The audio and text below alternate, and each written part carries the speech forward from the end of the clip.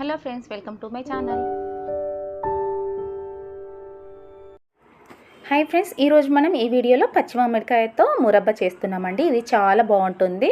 పుల్ల పుల్లగా, తీయ తీయ, కారం కారంగా చాలా టేస్టీగా ఉంటుంది. ఇది పూరీలోకి కానీ చపాతీలోకి కానీ కూడా మనం జామ్ టైపు పెట్టుకొని తినొచ్చండి.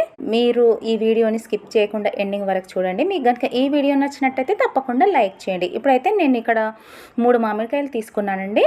కాకపోతే ఒకటేమో నేను ఇందులో చిన్న ముక్కలు పచ్చడి పెడతాను, అది నెక్స్ట్ వీడియోలో చేస్తాను. ఇప్పుడు ఈ మురబ్బాని మట్టికి నేను 2 మామిడికాయలతో చేస్తున్నాను. ఈ 2 మామిడికాయలను మంచిగా కడిగేసి వాటిని ఒక క్లాత్తో తుడిచేసి ఈ పైన పొట్టంతా కూడా పీలర్తో ఇలా తీయాలి. తీసిన తర్వాత దీన్ని మనము కొబ్బరి తురిమేది ఉంటుంది కదండి, దాంతో ఈ పచ్చి మామిడికాయలను మంచిగా తురమాలి.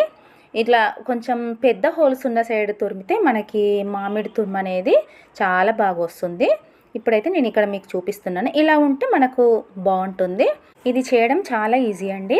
ఇప్పుడైతే నేను ఈ మామిడికాయలను అన్నీ కూడా ఇలా తురిమాను. తురిమిన తర్వాత నాకు 2 మామిడికాయలకు ఇంత తురుము వచ్చిందండి. ఇప్పుడు దీన్ని మనము ఒక గిన్నెతోని కొలత తీసుకుంటున్నాను. ఏ గిన్నెతోనైతే మనం తురుము కొలత తీసుకుంటామో చక్కెర కూడా అదే గిన్నెతో కొలత తీసుకోవాలి. ఇప్పుడు స్టవ్ ఆన్ చేసి ఒక కడాయి పెట్టి గిన్నెతో నేను తురుమును కొలుస్తున్నానండి. ఇప్పుడు ఈ తురుము 3 గిన్నెలు అయిందండి. దీనికి 2.5 కప్పుల చక్కెర తీసుకున్నాను. వేసిన తర్వాత ఈ చక్కెర ఈ మామిడి తురుము అంతా కూడా బాగా కలిసేటట్టు ఇలా కలపాలండి. ఈ మంచిగా కలవడం వల్ల ఏంటంటే ఆ తురుముకి ఈ చక్కెర అనేది బాగా పడుతుంది. ఇది చేయడం చాలా ఈజీ అండి. ఓన్లీ 2 మెయిన్ ఇంగ్రీడియంట్స్తోని ఈ జామ్ అనేది మనకి ప్రిపేర్ అవుతుంది. ఇప్పుడైతే ఇదంతా కూడా నేను మంచిగా కలిపాను. ఈ ప్రాసెస్ అంతా కూడా స్టవ్ని మీడియం ఫ్లేమ్లో పెట్టి ఇలా మధ్య మధ్యలో కలుపుతూ ఉండాలండి, లేకపోతే ఇది అడుగంటిపోతుంది. ఇప్పుడు కొంచెం ఈ తురుమంతా ఉడికిపోయింది. ఇందులో ఉడికిన తర్వాత 1 స్పూను కారం పొడి వేసాను, 1/2 టీ స్పూన్ జీలకర్ర పొడి, 3/4 టీ స్పూను ఉప్పు వేసాను. ఇదంతా వేసిన తర్వాత ఇదంతా బాగా కలుపుతూ ఉండాలండి. ఇది మనకి కొంచెం టైం ఒక 4-5 నిమిషాలు తీసుకుంటుందండి. ఇది ఇప్పుడు ఇంకా ఇది దగ్గర పడుతుంది అంటే తొందరగా గట్టి పడుతుందండి. అందుకని ఇది మధ్య మధ్యలో కలుపుతూనే ఉండాలి. ఇప్పుడైతే దీనికి పాకం అయితే చూడాల్సిన అవసరం లేదండి, ఎందుకంటే ఇందులో ఫామ్ అయిన వాటర్ అంతా ఇంకిపోతే ఇంకా అది మనకు ప్రిపేర్ అయినట్టే.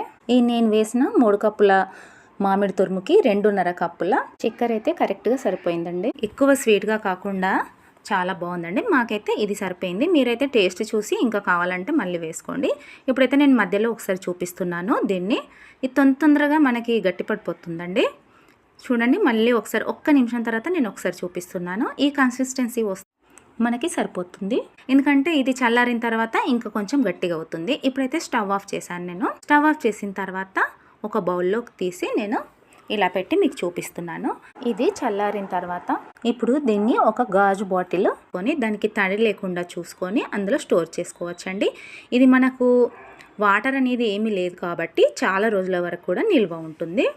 చూసారు కదా ఫ్రెండ్స్, మీకు కనుక ఈ వీడియో నచ్చినట్టయితే మరిన్ని ఇలాంటి వీడియోస్ కోసం నా ఛానల్ని లైక్ చేయండి, షేర్ చేయండి, సబ్స్క్రైబ్ చేయండి. Thank you friends.